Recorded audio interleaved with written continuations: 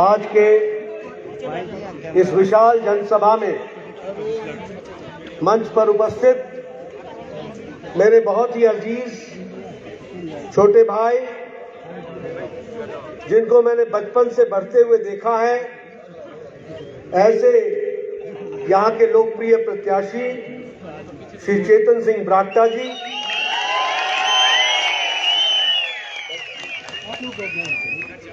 श्री पुरुषोत्तम सिंह गुलेरिया जी, हमारे अरुण सिंह फाल्टा जी, श्रीमती नीलम सराइक जी, श्री उमेश शर्मा जी हमारे मंडल के अध्यक्ष, श्री सुरेश चौहान जी और श्री गोपाल जवैक जी और साध्वी कल्याणी गिरी जी, सम्मानित मंच और यहाँ इतनी बड़ी संख्या में उपस्थित देवियों और सज्जनों और मेरे जुझारू नौजवान साथियों और मीडिया के मेरे साथी, प्रिंट मीडिया और इलेक्ट्रॉनिक मीडिया के मेरे साथी, सबसे पहले तो मैं इस पुण्य भूमि, पवित्र भूमि पर माता हाटेश्वरी जी को नमन करता हूं और उनका आशीर्वाद देकर के अपनी बात प्रारंभ करता हूं। चुनाव की वेला है, आप सब लोग गर्मजोशी में हैं, बहुत गर्मजोशी में आप नारे भी लगा रहे हैं। एक नारा मुझे भी बड़ा पसंद आया, ये नारा, ये तालियों की गड़गड़ाहट, राजनीति का थोड़ा बहुत जानकार मैं भी हूं।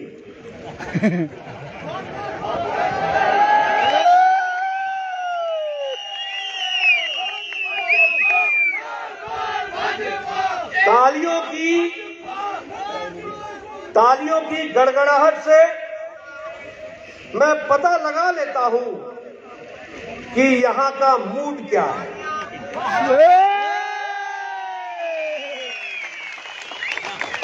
और मुझे स्पष्ट दिख रहा है कि आप लोगों ने चेतन बरागटा को विधानसभा में भेजने का मन बना लिया। मित्रों, ये चुनाव की वेला है। 12 तारीख को आपने अपना मतों का प्रयोग करना है। आज 7 तारीख हो गई, कुछ ही दिन रहे हैं। आप सब लोगों से मैं निवेदन करना चाहता हूं कि आप सब लोग अपने गांव में, अपने पड़ोसियों को, अपने रिश्तेदारों को, अपने कस्बों में सबको जाकर ये निवेदन कीजिए कि आपका कीमती वोट कमल के फूल को, चेतन को जाना चाहिए। उसके लिए आप अपील कीजिए। मित्रों, ये चुनाव चेतन का चुनाव नहीं है, ये चुनाव मेरा नहीं है, ये चुनाव जयराम का भी नहीं है, क्योंकि हम कुर्सी पर बैठने और एमएलए बनने नहीं आए थे। हम आपकी सेवा के लिए आए थे, उसके उपकरण बनना चाहते थे। लेकिन यह चुनाव आपके हक और हुकूक को रक्षा करने का चुनाव है, यह आपको जरूर समझ लेना चाहिए। और इसीलिए आप अपनी रक्षा करें, और वो रक्षा संभव होगा तो भारतीय जनता पार्टी के ही माध्यम से हो सकता है। आज हम लोगों के लिए बहुत ही खुशी की बात है कि देश के मानचित्र पर सबसे उच्चतम नेता, शीर्षस्थ नेता भारत के प्रधानमंत्री नरेंद्र मोदी जी हैं। उन्होंने पिछले 8 साल में नहीं सिर्फ हिमाचल प्रदेश को, नहीं सिर्फ देश को, बल्कि देश को दुनिया के मानचित्र पर इज्जत दिलाते हुए आगे बढ़ाया है। ये हमको ध्यान रखना चाहिए। ये संभव कैसे होता है? ये संभव तब होता है जब आप अपना अधिकार ठीक ढंग से प्रयोग करते हैं तभी जाकर के यह काम हो पाता है। आपने यहां से सुरेश कश्यप को भेजा, आपने सही बटन दबाया, मोदी जी को प्रधानमंत्री बनाया और मोदी जी ने देश को, प्रदेश को आगे बढ़ाने में कोई कसर नहीं छोड़ी। ये हमको ध्यान में रखना चाहिए। लेकिन अधिकार किसके पास था? वो अधिकार तो आपके पास था। आज वैक्सीनेशन की बात ले लीजिए, आप सब लोग बड़े नजदीक नजदीक बैठे हैं, किसी के चेहरे पर मास्क नहीं है। आज अमेरिका का राष्ट्रपति भी मास्क उतारता नहीं है। आज यूरोप और यूरोप के एक एक देश कोरोना के साए से निकल नहीं पाए हैं और ये 130 करोड़ का देश मोदी जी के नेतृत्व में 9 महीने के अंदर 2 वैक्सीन बनाकर 219 करोड़ डोज लगाकर, डबल डोज पर बूस्टर डोज लगाकर, सुरक्षा कवच पहन करके खुलेआम घूम रहे हैं और कोरोना के साथ हम आगे बढ़ रहे हैं। इस बात को भी हमको समझना चाहिए। ये संभव कैसे हुआ है? दुनिया का लार्जेस्ट और फास्टेस्ट वैक्सीनेशन प्रोग्राम हुआ है तो वो भारत की धरती पर हुआ। 219 करोड़ वैक्सीन लगे।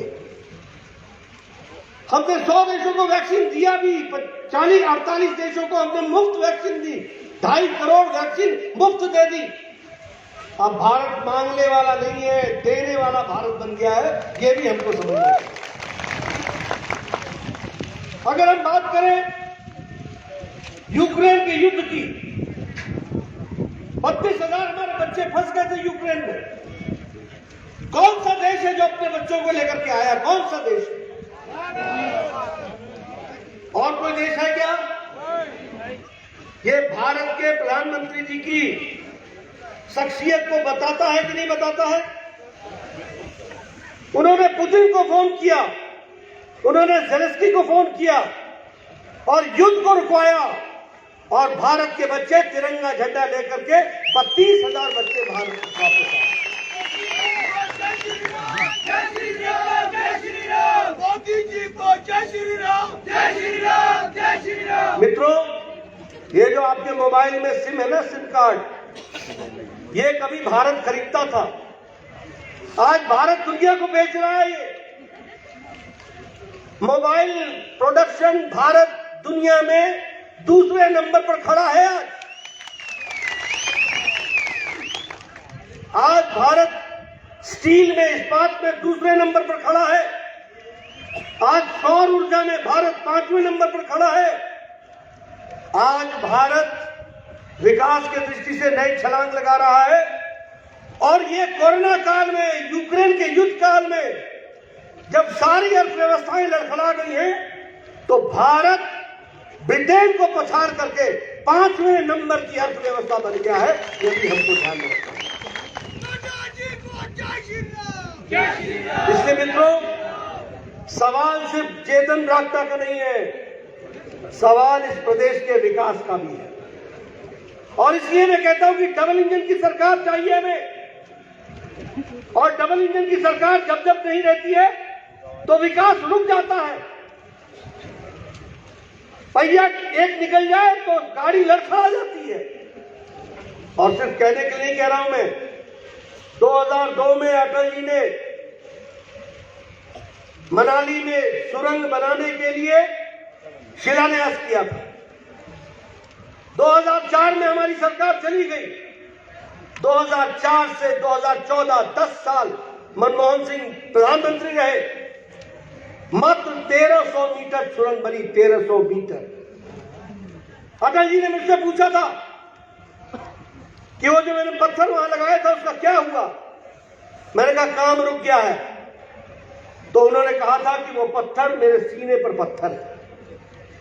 लेकिन जब मोदी जी 2014 में प्रधानमंत्री बने तो 2 साल के अंदर 10 किलोमीटर की सुरंग बनाकर अटल टनल भारत के डिफेंस में लाकर के खड़ा कर दिया। आज लाहौल स्पीति 12 महीने रास्ता वहां का चल रहा है। हमारा हाइड्रो इंजीनियरिंग कॉलेज आया। Hydro engineering college power ministry ने दिया था। धूमल जी मुख्यमंत्री थे, मैं मंत्री था। देश का पहला हाइड्रो इंजीनियरिंग कॉलेज था। धूमल जी की सरकार चली गई, वीरभद्र जी की सरकार आ गई, मैं एमपी बन गया। वीरप्पा मोइली होते थे उस समय पावर मिनिस्टर। मैंने उनसे कहा कि please come and lay the foundation stone. तो उस समय उन्होंने कहा था कि I want to come but your chief minister does not want it. मैंने कहा time will come when you will not be there and he will also not be there but the hydro engineering college is going to be there. ये आपने ध्यान रखना। Double engine की सरकार का मतलब समझिए, मोदी जी प्रधानमंत्री बने और यहां जयराम ठाकुर बने। हमने पीयूष गोयल पावर मिनिस्टर को बुलाया, मैं स्वास्थ्य मंत्री था। नया एमओयू साइन हुआ और उसी दिन 140 करोड़ रुपए हस्तांतरित हो गए हिमाचल को हाइड्रो इंजीनियरिंग कॉलेज बनाने के लिए। यह अंतर है, इसको समझना चाहिए। सरकार होने का मतलब क्या होता है, यह हमको समझना चाहिए। अगर मैं बात करूं तो अटल जी ने हमको इंडस्ट्रियल पैकेज दिया था, कांग्रेस ने वो इंडस्ट्रियल पैकेज छीन लिया था। 40 हमें लगाना पड़ता था। मोदी जी फिर से बने, मोदी जी प्रधानमंत्री बने, उन्होंने हमसे पूछा तक नहीं, उन्होंने हमको बताया तक नहीं। लेकिन हिमाचल के प्रति उनका दर्द था। पहले 2 महीने जब वो प्रधानमंत्री, पहले 2 महीने के अंदर उन्होंने हिमाचल का स्पेशल कैटेगरी स्टेट बहाल कर दिया। ये भी हमको ध्यान रखना चाहिए। अब 90 मोदी जी देते हैं तो 10 जयराम जी देते हैं। यह हमारा विकास की नई कहानी है। अगर हम बात करें तो अमेंडमेंट देंगे जो अहमदाबाद में एक इकलौता था, लेकिन मोदी जी ने हमको आशीर्वाद में दिया। आज IIM बन रहा है, तैयार हो रहा है 380-90 करोड़ की लागत से। हमने कहा था कि हम Indian institute for information and technology देंगे, लेकिन हमने दिया, उसका काम चल पड़ा। हमने कहा था कि हम बल्क ड्रग पार्क देंगे, लेकिन हम मोदी जी ने दिया। 2000 करोड़ रुपए की लागत से बन रहा है। हमने कहा था कि हम मेडिकल डिवाइस पार्क देंगे, लेकिन दिया गया 350-400 करोड़ की लागत से, उसका भी काम शुरू हो गया है। National highway, state highway. और मैं यहां ये भी बताना चाहता हूं कि बरागटा जी ने सिर्फ इतना ही कहा था कि एक्सीडेंट हो गया मेरे इलाके में, अगले 1 महीने के अंदर ट्रॉमा सेंटर यहां किया गया।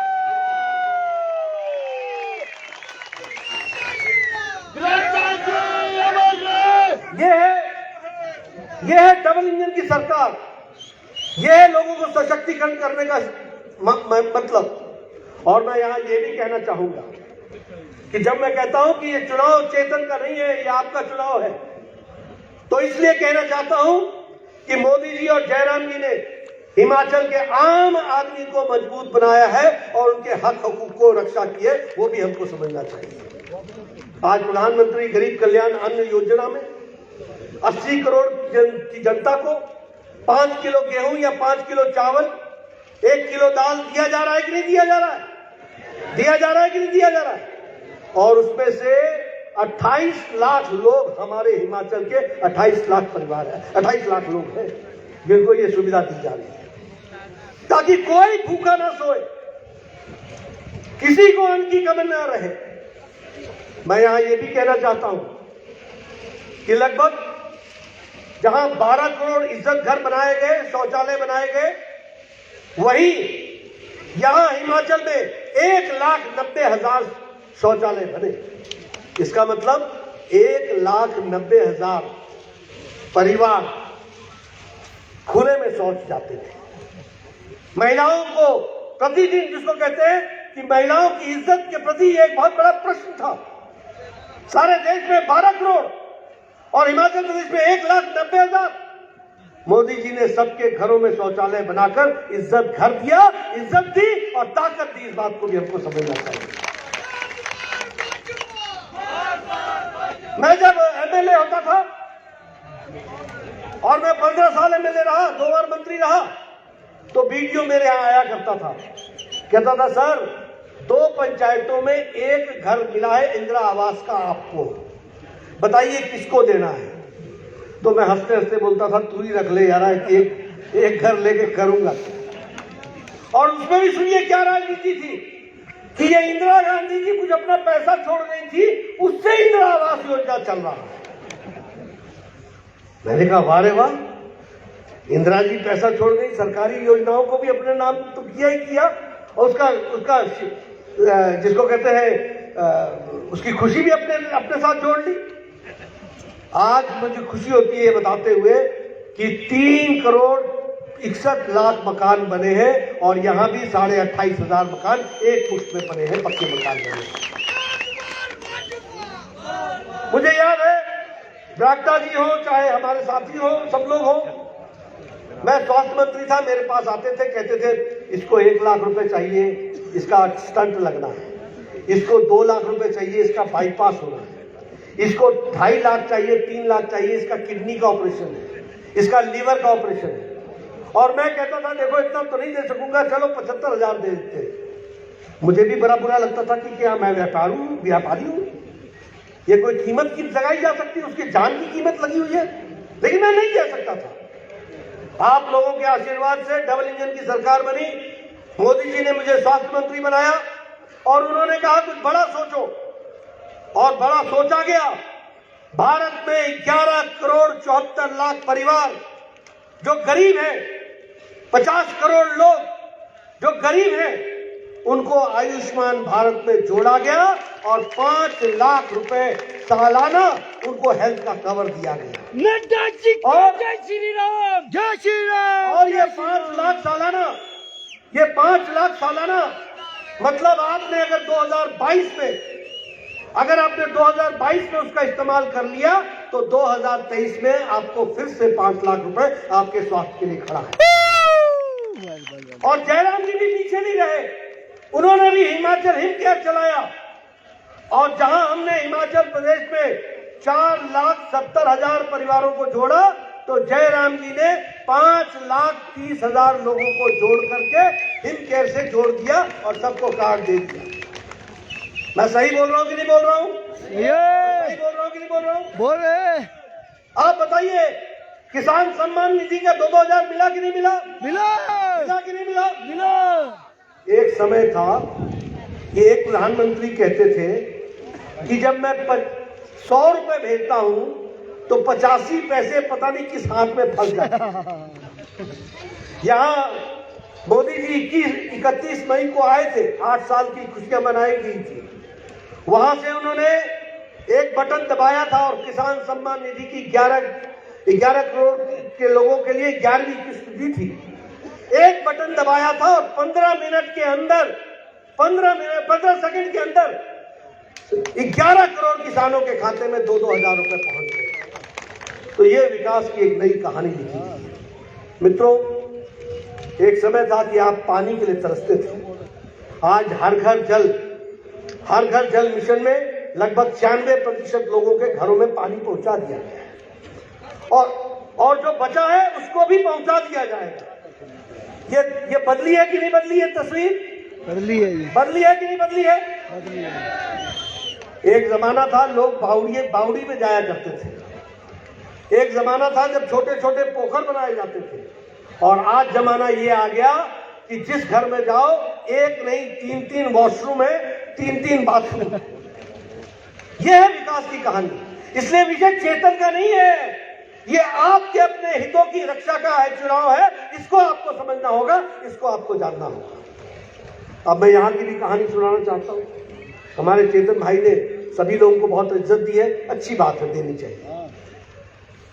लेकिन मैं यहाँ बड़े स्पष्ट शब्दों में और रिकॉर्ड लाना चाहता हूँ कि इस इलाके के विकास में जो स्वर्गीय नरेंद्र बरागटा का योगदान है वो हम कभी नहीं भूल सकते।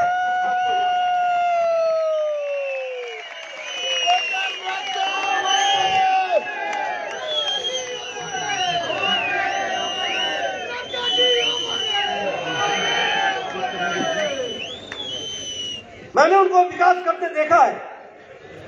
बरागटा जी ने मेरे के साथ मुझे लंबे समय तक मंत्री रहने का मौका मिला। शायद लगभग मैं 7 साल, 2 साल में 2-3 साल में फॉरेस्ट मिनिस्टर रहा था, 5 साल में हेल्थ मिनिस्टर रहा था, दोनों ही वक्त वो भी मंत्री थे, हम दोनों ने मंत्री के रूप में काम किया। जब भी बरागटा जी आए उन्होंने कभी भी अपनी व्यक्तिगत बात नहीं की। उन्होंने हमेशा जब भी बात की तो हमारा जुब्बल कोट खाई, हमारा जुब्बल कोट खाई, हमारा। और एक बात और मैं बता देना चाहता हूं। बहुत से लोग किसान नेता के रूप में जाने गए होंगे, बहुत से लोग किसान नेता के साथ साथ सेवों के भी नेता कहलाए होंगे, लेकिन सेब के लिए किसी ने भी धरती पर काम किया है तो वो नरेंद्र बरागटा ने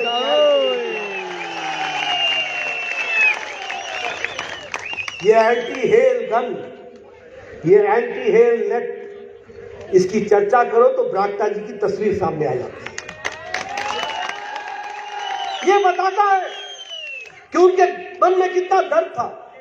सब्जी मंडियों का विस्तार, मंडियों को खड़ा करना, ई नाम से जोड़ना, सड़कों की चिंता करना, सही दाम आपको मिले इसकी चिंता करना, ये सब काम के लिए उन्होंने अपने आप को, जिसे मैं कहूंगा कि आहूत कर दिया, अपने आप को पूरा शरीर, पूरा जीवन, पूरी ताकत, पूरी उम्र लगा दी। और मैं इस मन से एक बात का विश्वास दिलाता हूं कि जिस बात के लिए बरागटा जी लड़े उसको आगे चेतन ले जाएगा।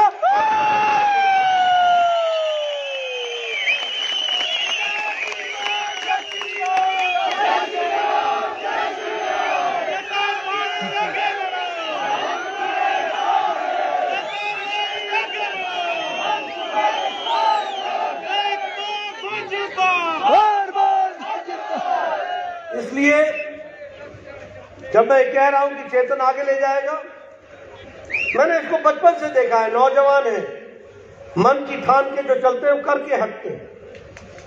मैंने कई बार इसको कहा कि कभी कभी ब्रेक भी लगा दिया नहीं तो फिर मुझे गाड़ी फिर से लाइन पर लानी पड़ती है। चेतन जी ने कहा नहीं मैं समझ गया। मैंने कहा अच्छी बात है, लेकिन अब तुम पूरी स्पीड में चल।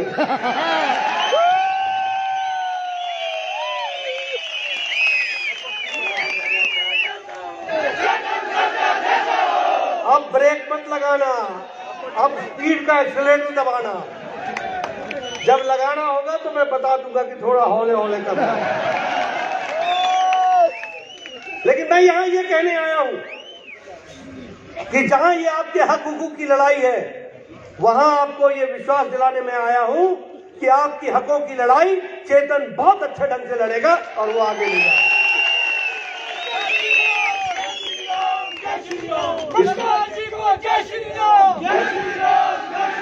इसलिए हमें रिवाज बदलना है। अब हमसे कई लोग पूछते हैं कि हिमाचल में तो अल्टा पलटी होती है। मैंने कहा जहां हम जाते हैं वहां दूसरों की पलटी होती है, हमको खड़ी रहते हैं। उत्तर प्रदेश में 38 साल बाद वो पार्टी दोबारा भारतीय जनता पार्टी आई है। किसी भी पार्टी को दोबारा आने का मौका नहीं मिला। 38 साल बाद आई तो भारतीय जनता पार्टी आई। उत्तराखंड आपका पड़ोस, यहां बोलने लगे कि जी यहां तो मामला कुछ गड़बड़ है। मैंने कहा क्या गड़बड़ है? बोले यहां भी अल्टा पलटी होती है। मैंने कहा अब एक ही तरफ की होगी, याद रखना। और वहां भी हमने जब से प्रदेश बना है तब से अब तक पहली बार हमारी पार्टी की दोबारा सरकार आई। इसको भी अपने गोवा, मैं गोवा गया तो वहां आम आदमी पार्टी के बैनर ही बैनर। मैंने कहा यार क्या है यार? बोले 40 में से 39 सीटों पे लड़ रही है। मैंने कहा होगा क्या? बोले आगे आगे देखो होता है क्या। 39 सीट पर चुनाव लड़ी, 35 पर जमानत जब्त करा ली। उत्तर प्रदेश में 350 सीटों पर लड़ी, 349 सीटों पर जमानत। उत्तराखंड में 59 सीटों पर लड़ी, 65 सीटों पर जमानत जब्त कर ली। और यहां ये 67 सीटों पर लड़ रहे हैं, 67 की 67 पर जमानत जब्त कर ली है। ये हमको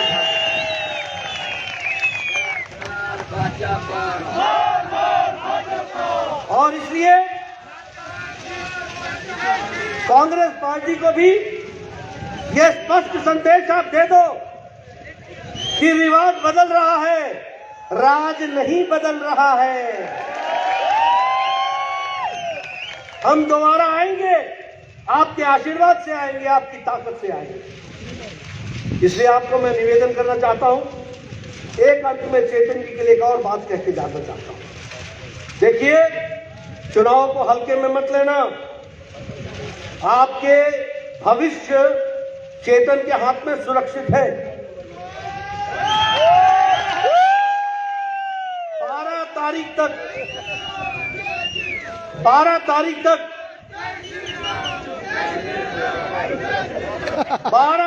तक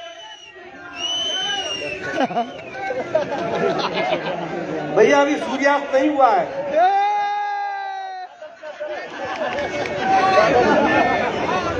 12 तारीख तक, एक मिनट भैया, ओ भाई मेरे, 12 तारीख तक आपने चेतन को सुरक्षित रखना।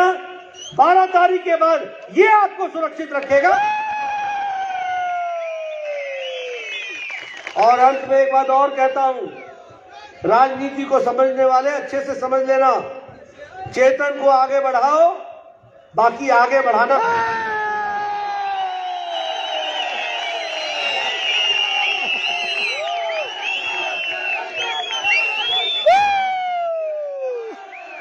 चेतन को विधानसभा में भेजेंगे ना? भेजेंगे ना?